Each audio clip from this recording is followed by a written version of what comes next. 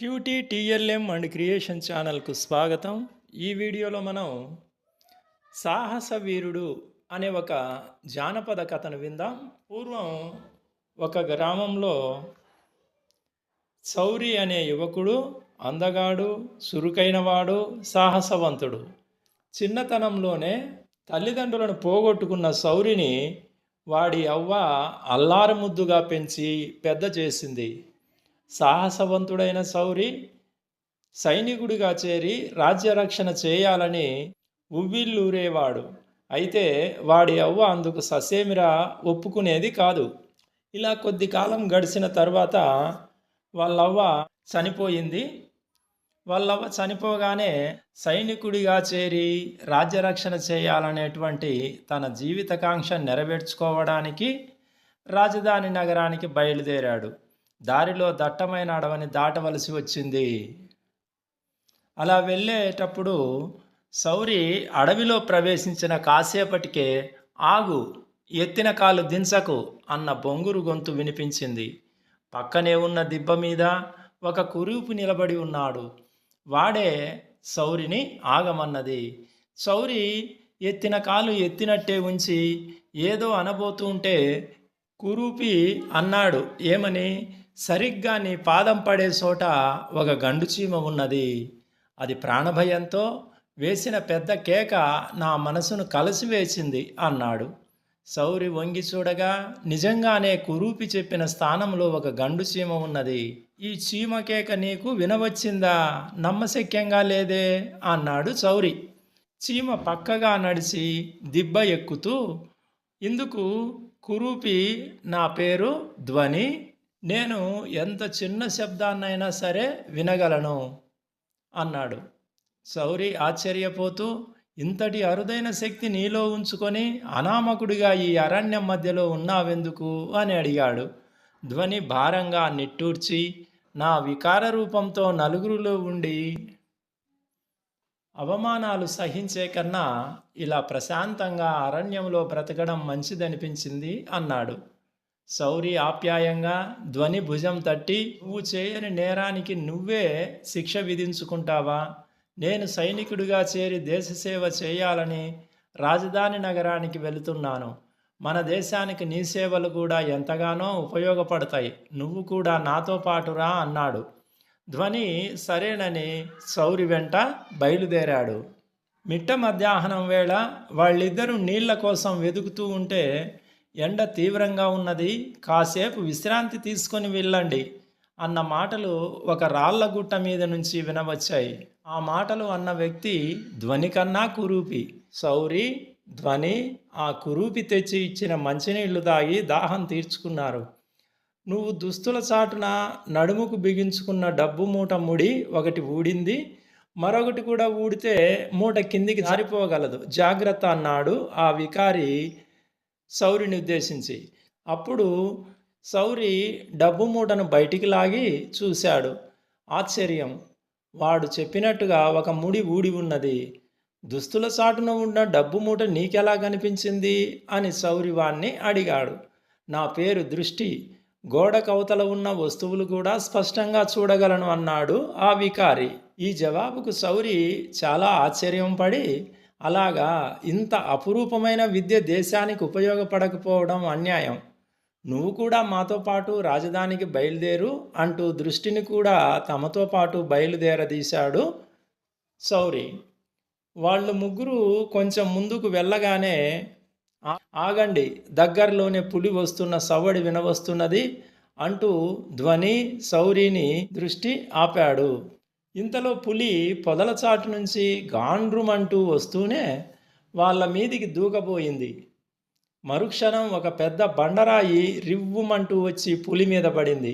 ఆ దెబ్బకు పులి కింద పడి రక్తపు మడుగులో గిలగిలా తన్నుకోసాగింది. ఇదేమి వింత అనుకుంటూ సౌరి తల ఎత్తి చూశాడు. పక్కనే ఉన్న బండరాళ్ళ మీద ఒక కురూపి నిలబడి ఉన్నాడు. ఆ కురూపే తన ప్రాణదాతగా గ్రహించిన సౌరి, చూడబోతే అర్భకుడిలా ఉన్నావు, అంత పెద్ద బండరాయిని పులి మీదికి ఎలా విసరగలిగావు అని అడిగాడు. సౌరి ప్రశ్నకు కురూపి పెద్దగా నవ్వి, ఎలానా, నా కళ్ళతో నేను కళ్ళతో శాసిస్తే ఎంతటి బండరాయి అయినా కదిలి పడమన్న చోట పడుతుంది. నా పేరు శక్తి అన్నాడు. అయితే నువ్వు మాతో రాక తప్పదు అంటూ సౌరి తన మాటల చాతుర్యంతో శక్తిని కూడా తమ వెంట బయలుదేరదీశాడు. నలుగురు చీకటి పడుతున్న సమయంలో ఒక ఎత్తైన కొండను సమీపించారు. ఆ కొండ మీద పాతకాలపు కోట ఒకటి ఉన్నది. కొండ దిగువన ఉన్న గుహను చూపిస్తూ దృష్టి, ఈ రాత్రికి ఈ గుహలో తలదాచుకుందాం అన్నాడు. గుహలోకి గాలి రాదు, ఈ రాత్రి కొండ మీద కనిపించే కోటలో పడుకుందాం అన్నాడు సౌరి. నలుగురు కొండ ఎక్కారు. కోట గుమ్మానికి ఉన్న తలుపు మూసి ఉన్నది. ద్వారబంధాన్నించి వందలాది గబ్బిలాలు వేళ్లాడుతున్నవి. సౌరి తలుపు మీద గట్టిగా కొట్టగానే గబ్బిలాలు టపటపమంటూ రెక్కలాడిస్తూ అన్ని వైపులకు ఎగిరిపోయాయి. దృష్టికి కోట తలుపు వెనక ఉన్నదంతా స్పష్టంగా కనిపిస్తున్నది. ఒక ముసలి రాక్షసుడు వంగిపోయిన నడుముతో భారంగా నడిచి వస్తున్నాడు. వాడు తలుపు పక్కనే ఉన్న గూటిలో నుంచి పెట్టుడు కూరలు గోళ్ళు తీసి తగిలించుకున్నాడు. తరువాత పెట్టుడు కొమ్ముల్ని తల మీద గట్టిగా బిగించుకున్నాడు. ఇది చూసిన దృష్టి మిగతా వాళ్లతో, ఒక ముసలి రాక్షసుడు పెట్టుడు కూరలతో కొమ్ములతో తలుపు తెరవబోతున్నాడు. ఏ పెట్టుడివైనా రాక్షసుడే, మనం పారిపోదామా అన్నాడు. ఇంతలో రాక్షసుడు తలుపు దగ్గరగా వచ్చి, చిట్టిబాబు సర్వాంగ సుందర, నువ్వే నా తలుపు తట్టింది అని అనుమానంగా అడిగాడు. వెంటనే సౌరి, తలుపు తెరవండి రాక్షసోత్తమా, మీ చిట్టిబాబునే మమ్మల్ని పంపించాడు అన్నాడు.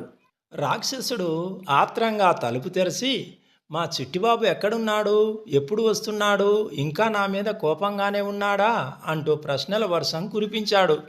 సౌరి నీరసం నటిస్తూ, చీకటితో బయలుదేరి ఏకబిగిన 10 క్రోసులు నడిచి సుక్కలనంటే తమ కంచుకోటకు చేరాం. ఆయాసం, మగత, నిద్ర, నీరసంతో నేల కూలుతామేమో అని భయంగా ఉంది. ఈ రాత్రికి విశ్రాంతి తీసుకొని తెల్లవారి మీ చిట్టిబాబు సంగతులన్నీ చెబుతాం అన్నాడు. ఆ జవాబుతో రాక్షసుడు తృప్తిపడి వాళ్ళు తినడానికి బుట్టెడు పండ్లనిచ్చాడు, తాగడానికి రాగి బిందెడు పాలిచ్చాడు. నలుగురికి తలుపు పక్కనే ఉన్న గదిలో పడకలు ఏర్పాటు చేసి, కళ్ళు మూసుకొని పడుకోండి, పొరపాటున కూడా కోట లోపలికి రావద్దు, ముసలివాణ్ణి గనుక ఇవన్నీ పెట్టుడుగోళ్ళు కొమ్ములు కూరలు అని పొరపడేరు, జాగ్రత్త, నిలువున చీల్చి చెండాడగలను అని గట్టిగా పళ్ళు కొరకబోయి అబ్బా అనుకుంటూ దవడ పట్టుకొని లోపలి గదుల్లోకి వెళ్ళిపోయాడు. ఆ తర్వాత కొద్దిసేపటికే కోట అదిరిపోయేలా రాక్షసుడి గురక ఆరంభమైంది. ధ్వని రాక్షసుడి గురకను కాసేపు విని ఇంకేదో తెలుసుకున్న వాడిలా చిటిక వేసి, వీడి బూన బోంతరాలాలు దద్దరిల్లే గురకతో పాటు కోటలోని చివరి గదిలో ఒక స్త్రీ రోదిస్తున్న శబ్దం కూడా నాకు వినపస్తున్నది అన్నాడు. వెంటనే సౌరి, అలాగా, నిజమా అంటూ బయలుదేరి అన్ని గదులు దాటి చివరనున్న గదిని సమీపించాడు. ఆ గది కిటికీ దగ్గర నిలబడి బయట వెన్నెలలోకి చూస్తూ దుఃఖిస్తున్న ఒక అందాల రాణి సౌరి కంటపడింది. అతడు నిశ్శబ్దంగా ఆమెను సమీపించాడు. ఆమె ధరించిన దుస్తులు, మెడలోని మణిహారం, ఇతర అలంకరణలు చూసి ఆమె తప్పకుండా ఏ రాజకుమారో అయి ఉంటుందనుకున్నాడు సౌరి. ఆమె సౌరిని చూస్తూనే భయకంపితురాలైంది. సౌరి మృదువుగా, భయపడకండి, మీరెవరు, నేను మీకు సాయపడదామని వచ్చాను అన్నాడు. ఆ యువతి దుఃఖం నుంచి కోలుకొని ఇలా చెప్పింది.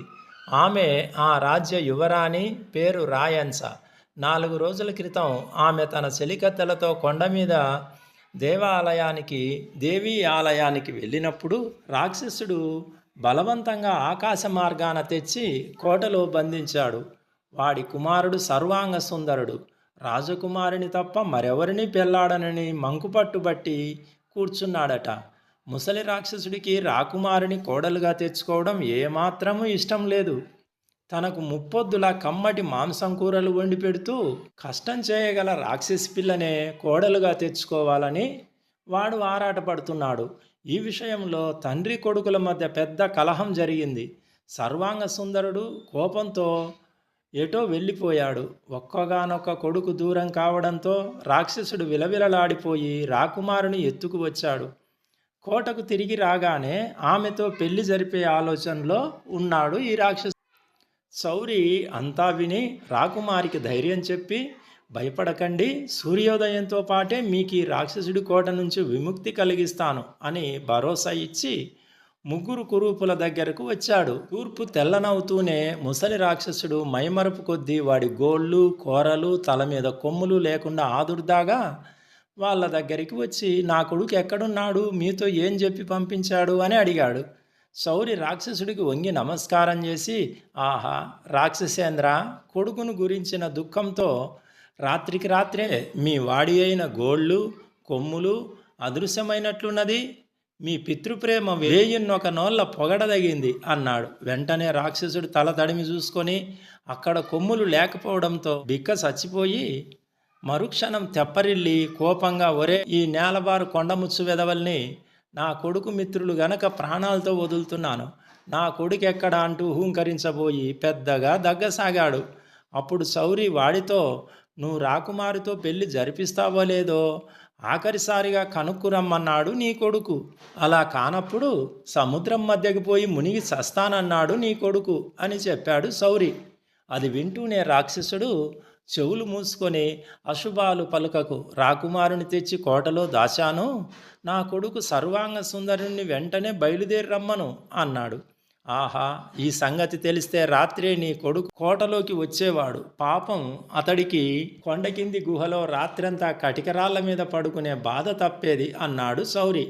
ఏమిటి, నా కొడుకు కొండ కింది గుహలో ఉన్నాడా అంటూ ముసలి రాక్షసుడు ఆనందం పట్టలేక పెద్ద కేక పెట్టి కొండ దిగసాగాడు. వాడ వెనుకే శౌరి, ధ్వని, దృష్టి, శక్తి కలిసి కొండ దిగసాగారు. రాక్షసుడు చప్పట్లు చరుస్తూ గుహలోకి వెళ్ళగానే శౌరి శక్తికి సంజ్ఞ చేశాడు. శక్తి కళ్ళతో ఆదేశించగానే 4 నిలువెత్తుల బండరాయి లేచి గుహద్వారానికి అడ్డుగా పడిపోయింది. తరువాత నలుగురు వెళ్ళి కోటగదిలో బంధితురాలై ఉన్న రాకుమారికి రాక్షసుడి పీడ విరగడైందని చెప్పారు. ఆమె అడిగిన మీదట తాను ఇంటి నుంచి ఎందుకు బయలుదేరి వచ్చానో కారణాలన్నీ చెప్పి ఆ తర్వాత జరిగినదంతా సవివరంగా చెప్పాడు. అంతా విన్న రాకుమారి ఆశ్చర్యపోతూ శౌరితో, ఈ జరిగినదంతా ఒక అద్భుతమైన కథలా ఉన్నది. ఒక రాజుకు ఉండవలసిన తెలివి, సాహసం, అందం, సమయస్ఫూర్తి అన్నీ నీలో ఉన్నవి అన్నది చిన్నగా నవ్వుతూ. తరువాత 5గురు కొండ దిగి కొంత దూరం వచ్చాక ధ్వని వాళ్ళ నాగమని, నాకు ఏనుగొకటి ఇటు వస్తున్న ధ్వని వినిపిస్తున్నది అన్నాడు.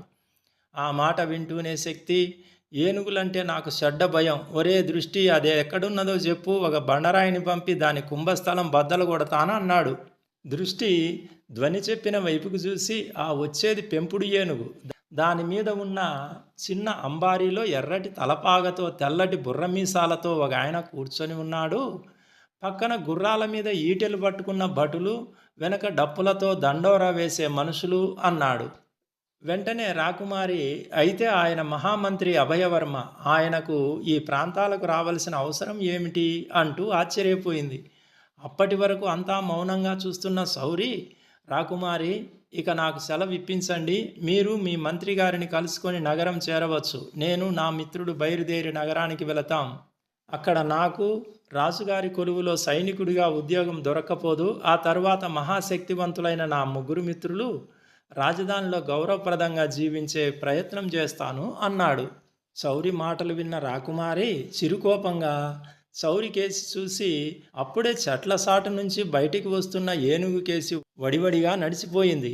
పావుగంట కాలం గడిచే లోపల మంత్రి అభయవర్మ శౌరి వాళ్ళున్న చోటుకు వస్తూ ఏనుగు దిగి కాలినడకన వచ్చి శౌరి 2 చేతులు పట్టుకొని, దేశభక్తి కొద్దీ సైనిక వృత్తి స్వీకరించదలిసిన నువ్వు రాకుమారిని వివాహమాడి మా మహారాజు తదనంతరం రాజ్యానికే రాజువు కావనున్నావు. ఈ మా మహారాజు రాకుమారిని తెచ్చిన వారికి అర్ధరాజ్యం ఇస్తానని చాటింపు వేయించాడు. రాజ్యంలో అందరికీ ఆ సంగతి తెలిసిందో లేదో అని పర్యవేక్షించేందుకు నేను స్వయంగా బయలుదేరాను. నువ్వు రాక్షసుని గెలవడమే కాక యువరాణి హృదయాన్ని కూడా గెలుచుకున్నావు. అందువల్ల భవిష్యత్తులో ఈ రాజ్యానికి నువ్వే రాజువు. పద, అంబారీలో ఆసీనుడివికా, నీ మిత్రులు గుర్రాలెక్కి మన వెంట రాజధాని వస్తారు అని అన్నాడు. ఈ విధంగా తన జీవిత లక్ష్యాన్ని నెరవేర్చుకోవడానికి ఇంటి నుంచి బయలుదేరిన శౌరి విశేష ప్రతిభ కలిగిన తన ముగ్గురు మిత్రులను వెంట తీసుకొని రాక్షసుని బారి నుంచి రాకుమారిని కాపాడి తరువాత ఆ రాజ్యానికి రాజు కాగలిగాడు. ఒక రాజ్యంలో సైనికుడిగా చేరాలనుకున్న శౌరి ఏకంగా రాజ్యానికే రాజు కాగలిగాడు. అంటే జీవిత లక్ష్యాన్ని నెరవేర్చుకోవాలనే అతని పట్టుదల అతడిని అంతటి వాడిని చేసింది. విన్నారు కదా, శౌరి అనే సాహస వీరుని కథ. తర్వాత వీడియోలో ఇంకొక కథను విందాం. అంతవరకు సెలవు.